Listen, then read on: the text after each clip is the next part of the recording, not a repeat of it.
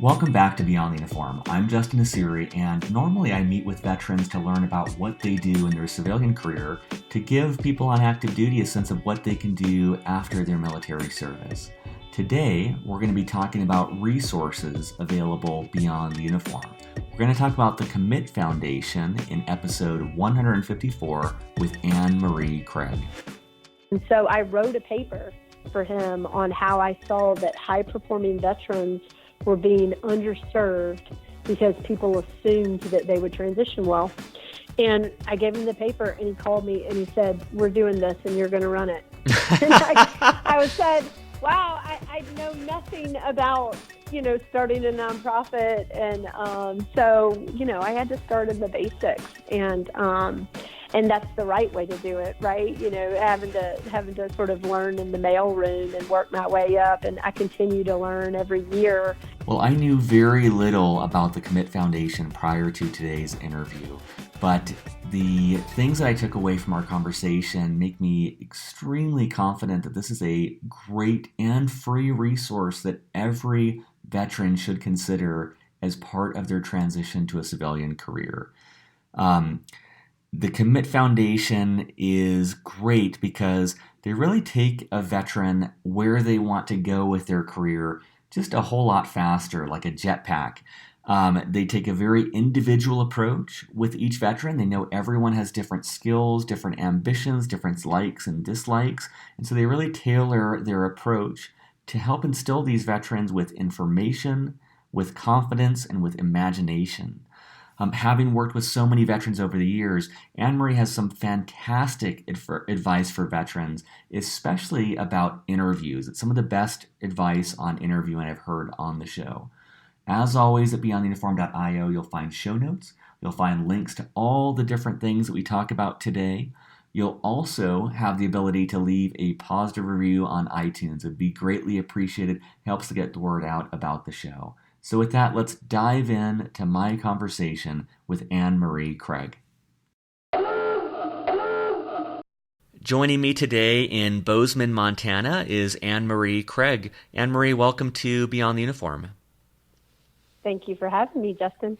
I wanted to give listeners a quick background on Meree. She is the executive director and co-founder of the Commit Foundation, which is changing the way that highly talented veterans think about transition, as well as creating serendipity for them by fostering mentorship, networking, and inspiration. She is also a member of the board of directors for Bunker Labs. And Meree, maybe just to start off, for someone who's on active duty right now, how would you describe the Commit Foundation and what you do there? Sure. So our mission is to ensure that post 9/11 veterans, after serving in uniform, have purpose, both personally and professionally. As you mentioned, we said that we aim to create serendipity for veterans, and that's by working on these three gaps that we've seen that most veterans have: a gap in information, a gap in confidence, and a gap in imagination. I love that. So that was information, confidence, and imagination. Mm-hmm. I would love to actually dive into each of those because that's so funny. After 140 plus veteran interviews, I'm just kind of quickly going through. I'm like, oh yeah. I mean, a lot of the pain points people do talk about fall into those buckets. And so maybe when you talk about imagination, what are some kind of common things that you see veterans do that might show not fully embracing that imagination for their life? Yeah, we in the military, you usually know where you're going. If there is a certain rank that you want to get to or a certain unit that you want to get to, there's usually a predetermined path on how to get there.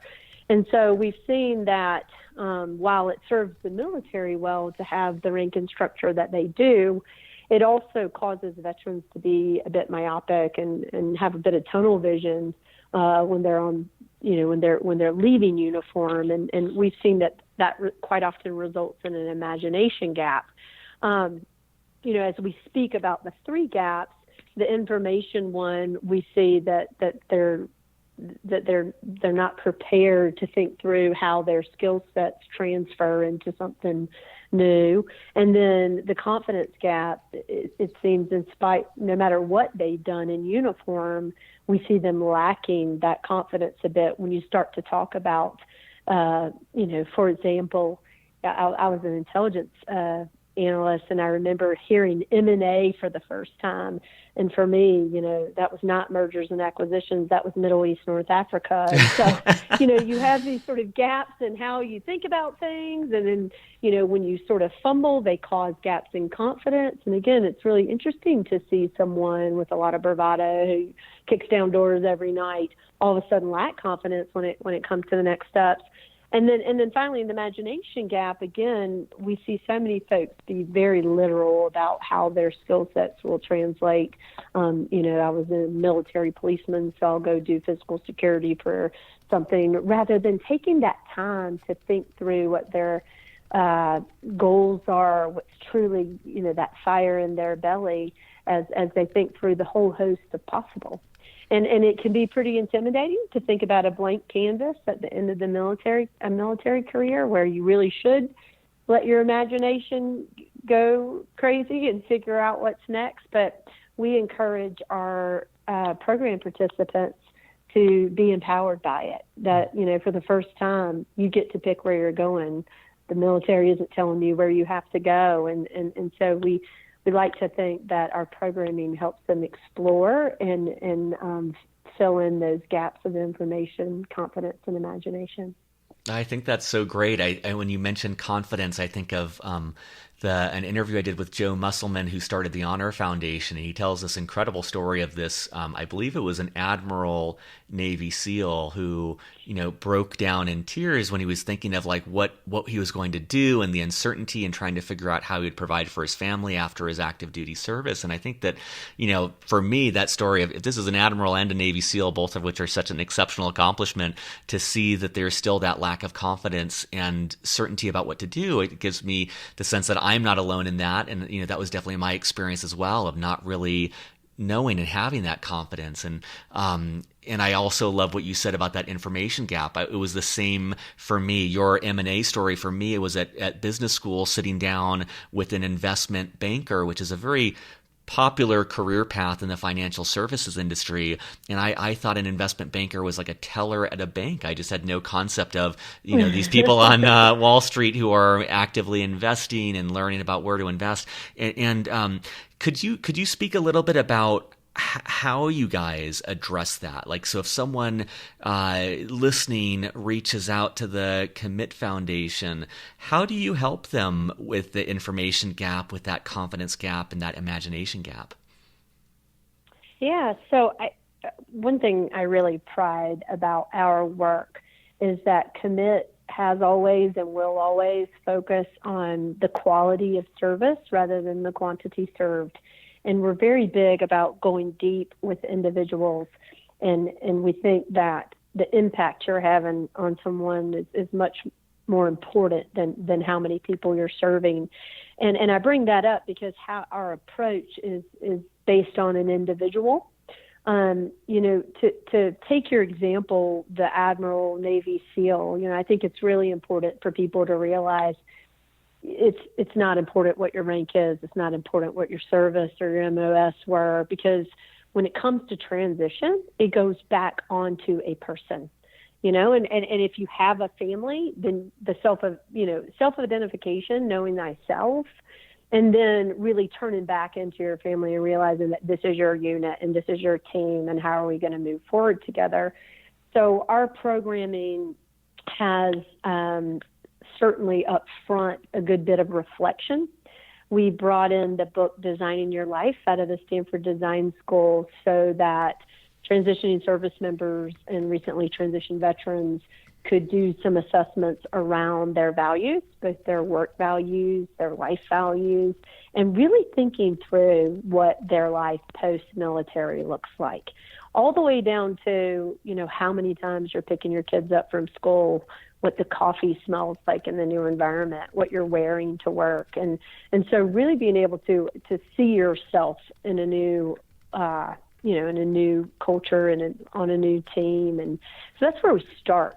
And we build services around individuals. And so, I use the example, even though some folks think it might sound silly, if I've got somebody that needs a tutu and dance lessons, I'll make sure they have it. Over the past 6.5 years, we have ensured that our one-on-one transition services toolbox has everything in it to tailor solutions for individuals. We think that a one-size-fits-all approach is not the way to approach military transition. And again, really big on getting to know someone and then determining what that person's plan is and how we're going to enable it and get them to where they want to be. That's great. I mean, that definitely resonates, this one-to-one approach. And, that's been the intention behind Beyond the Uniform, is that everyone, their life circumstances, their ambitions, their talents, their skills, they're so very unique. And so there isn't one answer in terms of what to do or even how to get there. And so I love that you take that individual approach. How does that work if someone is listening and what you're saying really connects with them? How would they go about trying to get involved with the Commit Foundation? Yeah, I mean, the best first step is to simply go to our website, commitfoundation.org, and go to programs. And we essentially have 3 lines of operation. And for the first step, if you go to our one-on-one transition programming, there's a application that you fill out. And I encourage folks to be thorough. I think it's really important. The more information that you give us, the more informed and better conversation that we can have the first time we speak with you. And so that's the best place to start. That ends up turning into a phone conversation with our Director of Veteran Services and then a plan. And a lot of times the plan involves attending a workshop that might be in the area, or a mentoring workshop that is perhaps in a field that you're interested in, because at times we do mentoring workshops around certain themes. But that's the process.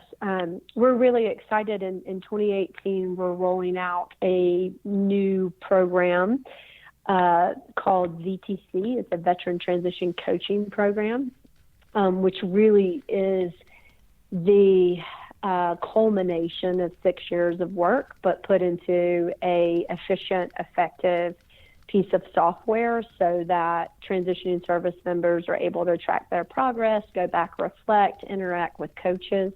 One thing that Commit is pretty adamant about is life coaches and executive coaches. Over the past 6 years, I have learned that the greatest gift I can give someone is a coach who has the right tools to help individuals in transition work through things, and also who has 0 cards in the game, who can actively listen and reflect and help you come to things that you already know. When you're talking about transition plans with spouses and family members, everybody sort of has a bias. And so I have found that coaching is a big enabler for transitioning service members. And so we're really excited to be releasing that program in February of 2018.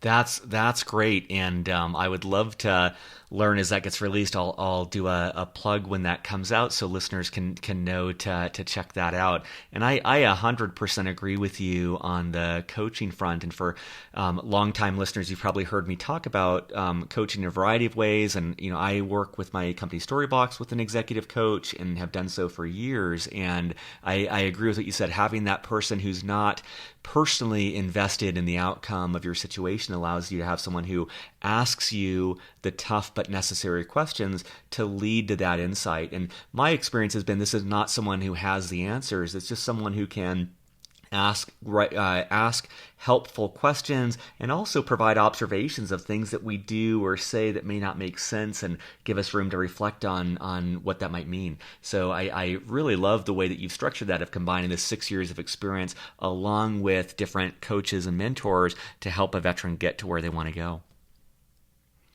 Yep. Could you talk a little bit about the genesis of the Commit Foundation and where this all came from? Yeah, so I feel very blessed to have served in the intelligence community after 9/11. And not only was I able to deploy with the military and understand what it was like to play the Super Bowl every single night, but I also married into it. And while I know I'm not the only person who's been in that role, I do feel like it gives me a unique perspective to understand that drive and the passion when deployed, but then also know what it's like to receive a warrior home from combat. So I wasn't exactly excited about leaving the government, but we had young kids and the lifestyle wasn't really conducive. And as I looked for a way to continue to serve and give back, Commit was born from that. And in my mind, if we can ensure that folks are getting involved in their in communities, in companies, and organizations locally, and that if it's a well thought through process, and that they feel just as passionate about what they're doing on a daily basis as they did in uniform, then we're making the nation a stronger and safer place. And so that's what drives that. That was the thought behind the programming. A handful of us came together in 2011 and wrote out a strategy and an approach. And we started with a mentoring workshop and started building one-on-one transition services. And we've demonstrated smart strategic growth over the past 6 years, and I'm really excited about what we have in front of us over the next 3 as well. Again, my biggest goal, a lot of nonprofits, I think they try to solve every piece of the puzzle, and it dilutes their work at times. And with Commit, what we decided to do is focus on doing what we do well, and that's people and relationships, with this goal of enabling folks, of creating serendipity, so that when they cross that threshold from the professional world into their personal life at the end of the day, that the household is what it needs to be. I mean, that's what gets me going every day. That's awesome. And I realize too, as you're talking about this, you also have a part of your story, which is starting your own organization and starting your own company. And I know a lot of listeners aspire to do exactly what you've done, to start something from scratch and to grow that. I'm curious, could you speak to kind of when you started, how you thought about whether you wanted to go and become a nonprofit versus a for-profit, and maybe what that process was like actually incorporating and getting the company going? Yeah, it's really interesting. I started a small consulting firm. I had been in the national security world, and I started a small consulting firm in 2011. And actually, one of my clients was a West Pointer. His name was Guy Filippelli. He was a 1997 West Point grad, successful entrepreneur. And he tasked me with doing an assessment of the veteran service space to see how he should get involved. He had just had a successful exit. He wanted to give back. And one of many tasks that I had from him was to do an assessment of the space. And so I wrote a paper for him on how I saw that high-performing veterans were being underserved because people assumed that they would transition well. And I gave him the paper, and he called me, and he said, "We're doing this, and you're going to run it." And I said, wow, I know nothing about, starting a nonprofit. And so, I had to start in the basics, and that's the right way to do it, right? Having to sort of learn in the mailroom and work my way up. And I continue to learn every year. But at the time, I had a for-profit entity, which was my consulting firm that I had started, and then we were starting a not-for-profit. And I think, one of the smartest things that I was told about starting a nonprofit is to run it like a for-profit. And it's some of the best advice I've ever been given. I think that the required transparency that comes with a nonprofit and the 501c3 status is actually an enabler, because everything not that folks would do anything nefarious if it's not so transparent. But, everything you do is audited and public, all the way down to salaries and who you give to. And, I think that coupled with this greater cause and one that for me was extremely genuine and authentic, having observed my husband's and a lot of our friends' transitions really drove me to give it everything I had. In the veteran service space, when you have over 45,000 veteran organizations, you can run into challenges where you lose focus. And I've always found that I can find my North Star by hopping on the phone with a transitioning veteran, and that, in 20 minutes, I can change their outlook on something and get them sort of moving in perhaps a better direction.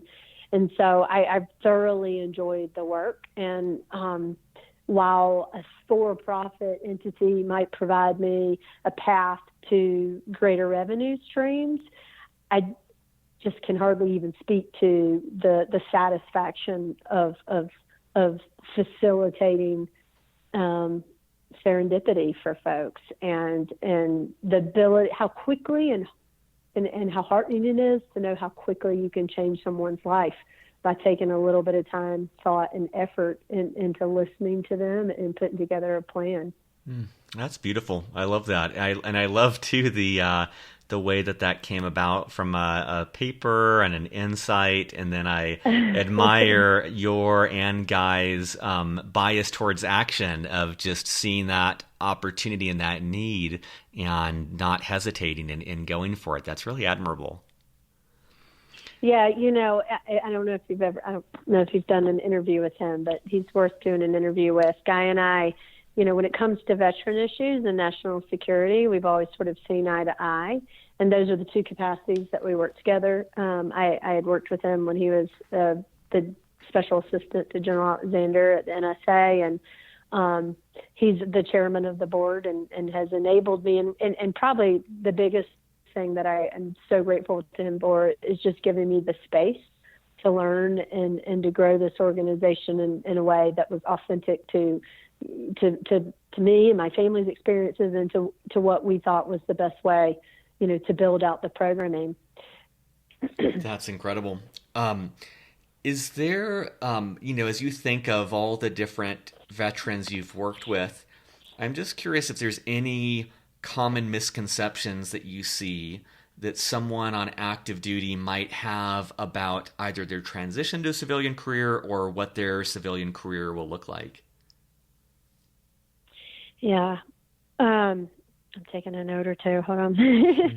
I think the first thing that comes to mind is just timeline, and perhaps thinking that they don't need as much time as they need. I think in an ideal world, if someone can really start to work on that transition about 18 months before separation, I think that's a really sweet spot. And I think the first 6 months should be spent on self-exploration and knowing thyself and getting back in tune to, I am an individual. Most of our quiet professionals and our military servicemen and women get so used to the collective. We did this, the team did that, this is our mission. And so really, again, self-identifying and thinking through what life post-uniform means. So that timeline piece, I think, is critical. And then, there's four things, and we usually talk about these things in conjunction with interviewing, but we talk about preparation, right? So you would never hit an objective without being better prepared than the enemy. Treat your transition the same way. Treat your interviews the same way. I mean, the amount of preparation you can do to have smart discussions with folks, you need to throw a lot into that. And I think folks know that. For some reason, a lot of folks think it's just going to come natural. We think that storytelling is extremely important. I think there are a lot of veterans that think that leadership stories sort of will roll off their tongue. And if they don't take the time to actually stop and practice those with friends in front of the mirror and really think through those maybe 3 to 5 stories about your military career that will articulate what you've actually done.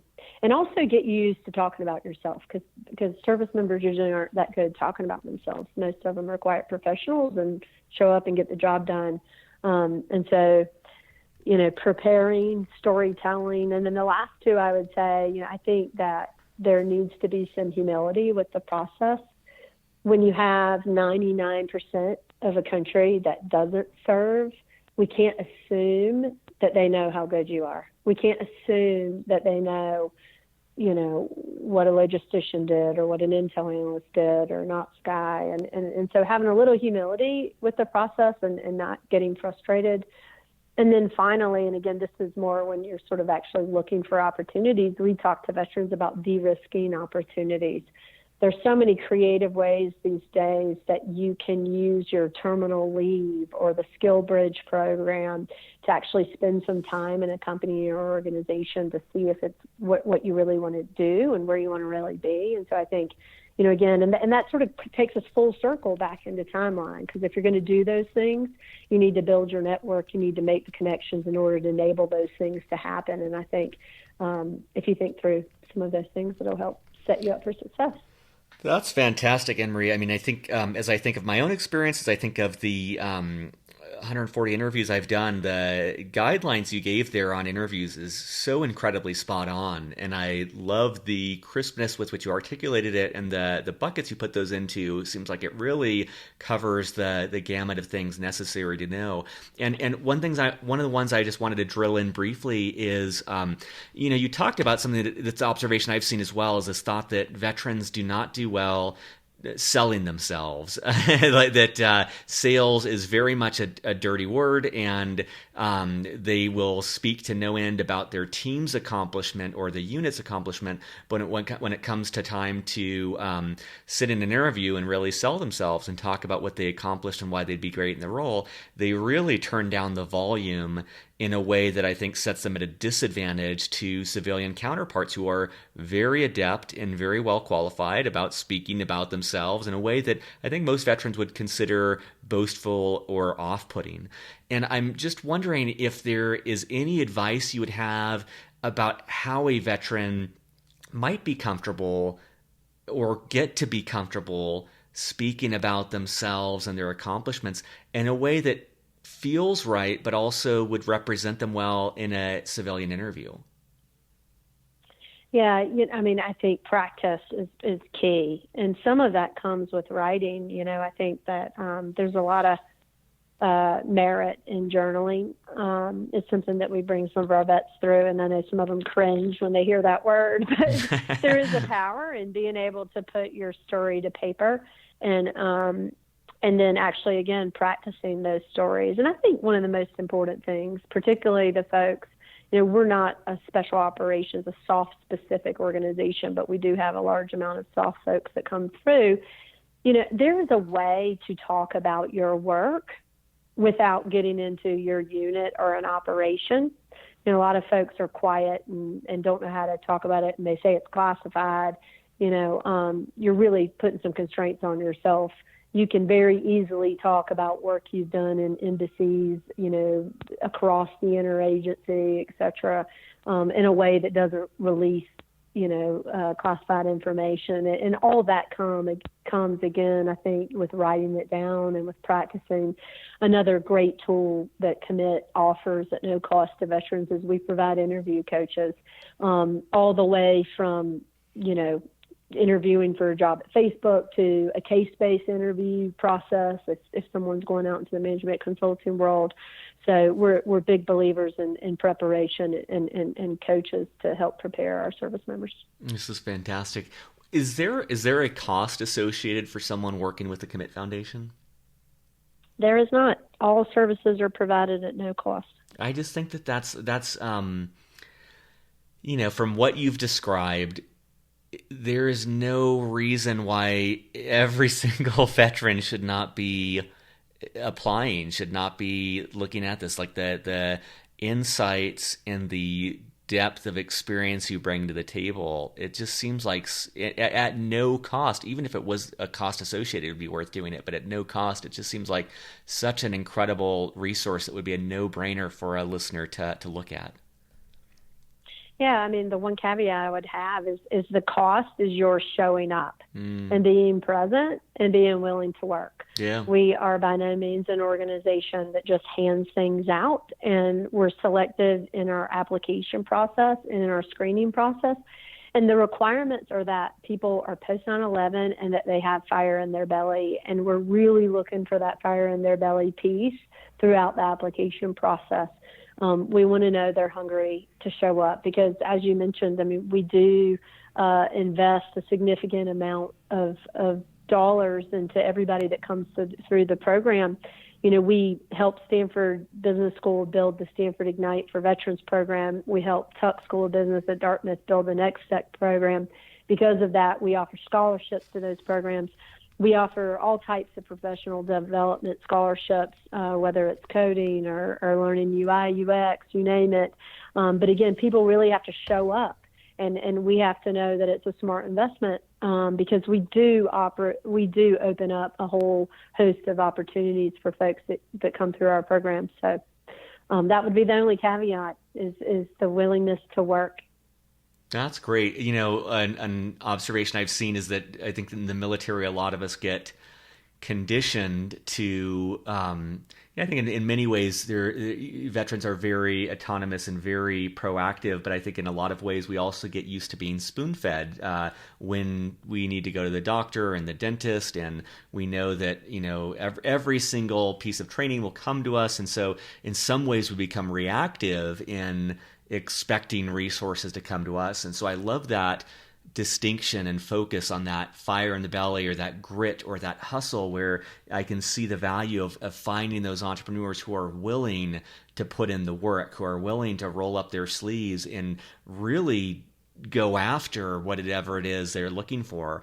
And it seems like, you know, from an outsider's perspective, it seems like you are giving veterans a jetpack to accelerate them in whatever direction they're going to, but that person has to have the initiative to be willing to figure out which direction they want to point and which, you know, and to be taking those steps and sprinting in that direction. You're just going to accelerate them in that direction, but it's not like you're doing everything for them.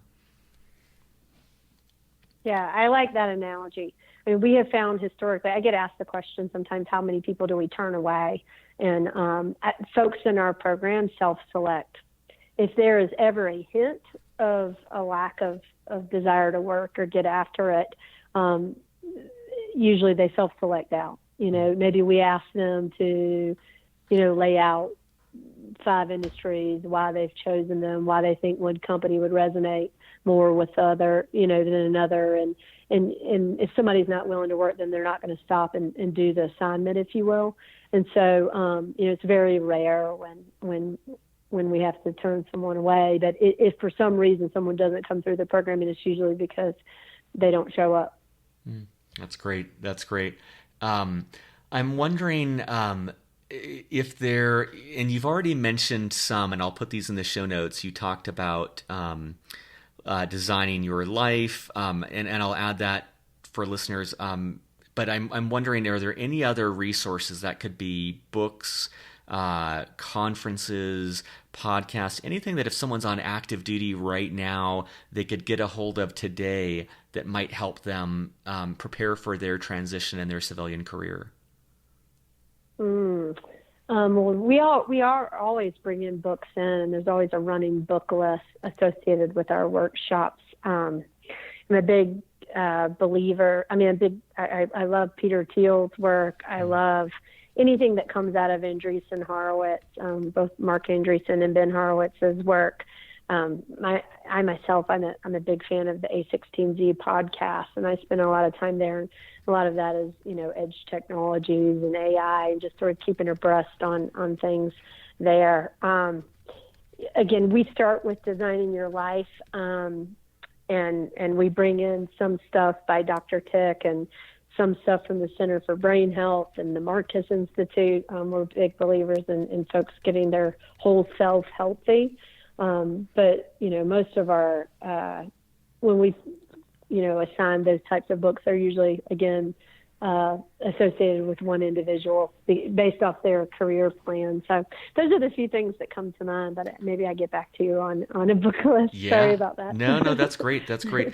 And then I guess one other question I had, it's two aspects. One is just in general, given that the Commit Foundation doesn't charge veterans, how do you make money and stay in business? And the second piece of that is I realize that many of the listeners to the show have transitioned 10, 20 years ago, and they may want to support or be involved or in some way help the Commit Foundation, even though they don't need the transition assistance. Could you speak to both of those? Yeah, for sure. So how do we make money and stay in business? I learned a long time ago that as long as I'm creating value, I'm not going to have a problem funding our programs. And I think that's what we do. So, we don't do referral fees and, we're not a placement agency, but we're really big on, again, going through that self-exploration, figuring out what makes someone tick, getting them to where they need to be, and hopefully adding value to the organization that they're involved with. And so a lot of times, that comes back to us through corporate giving or corporate social responsibility giving. We are blessed to have a tremendous network of mentors that enable us, sure, with financial gifts, but probably most importantly with their time as they mentor our veterans. And then I've got a ridiculous team. The Commit team itself is pretty awesome. And so my director of development, Julie Kaufman, helps us navigate the grant process. And so we've done well, and I'm really excited. We've got some pretty significant gifts coming over the next few years that we'll be announcing soon that are really going to help us take the organization to the next level. And then folks that have, transitioned and want to get involved, again, there's multiple ways that you can get involved. And, we have something called a Pay It Forward fund, which we're really proud of. And 100% of anything given into the Pay It Forward fund goes right back into one-on-one transition services for veterans. So that's a great way to give to Commit. And then also, we are always looking for folks to come share their story at our workshops. And, our workshops, we don't focus on how to write a resume and how to interview. We have folks talk about serendipitous moments in their career, unexpected paths to success, how to overcome crisis in the private sector. And we pick topics because we've seen that veterans need to rid themselves of that notion of a predetermined path. They need to realize that failure in the private sector at times is embraced and makes you even more successful. So they need to get rid of that military definition of failure. And we've seen that the topics that we talk about in our workshop really get rid of those gaps that we talked about at the beginning of this conversation in information, confidence, and imagination. So, while sure, I would be foolish to say that we wouldn't appreciate fiscal donations because that's definitely what keeps us going, but we really also appreciate folks giving with their time. And, a fundamental at Commit is that 30 minutes of quality dialogue can change one's perspective and thus their trajectory. And we see ourselves as great facilitators of extraordinary conversation. And that's really where the magic happens in our programs. That's great. And I will, for listeners, I'll add a link to the Pay It Forward fund. I think that's exceptional that you do that. And I always like to end with just more of an open-ended question, and that's that we've covered so much that will be valuable to listeners, but I'm sure there's things we didn't cover that you'd like to share or talk about. So anything else that you would like to share with listeners? I would just share, in last year we sat down and wrote a 3-year strategy, and one of the biggest, most important things for me this year is I want to continue to spread the notion of quality over quantity in the space. We have a country where less than 1% serves, yet so often we get wrapped up in how many people we're serving rather than how impactful our actions are. I remember as a child, I read this quote that said, "Nobody made a greater mistake than he who did nothing because he could only do a little." And I think about that often. And I feel if everyone who really wants to have an impact on a veteran would stop and get to know one well and see how they could raise that person up, then we would be moving the ball down the field a lot faster than we are in the veteran service space. What a great quote. What a great thought as well. I love that emphasis on quality rather than the quantity of things. Well, Anne-Marie, I appreciate the work that you do. I think that what you've described and shared with listeners is really exceptional. And I know that you are having a big impact on the military and the veteran community. And appreciate your sharing more about the Commit Foundation today, as well as your work and insights. I know it'll be tremendously valuable for listeners. Thanks for having me, Justin. I appreciate it. Surface.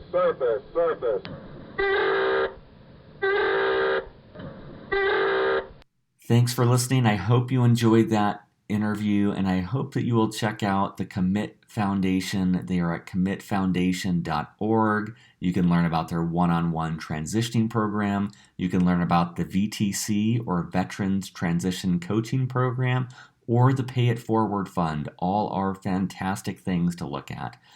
Other than that, have a fantastic week. Leave us a review on iTunes, please. And I will be back next week with more interviews with military veterans about their civilian career. Take care.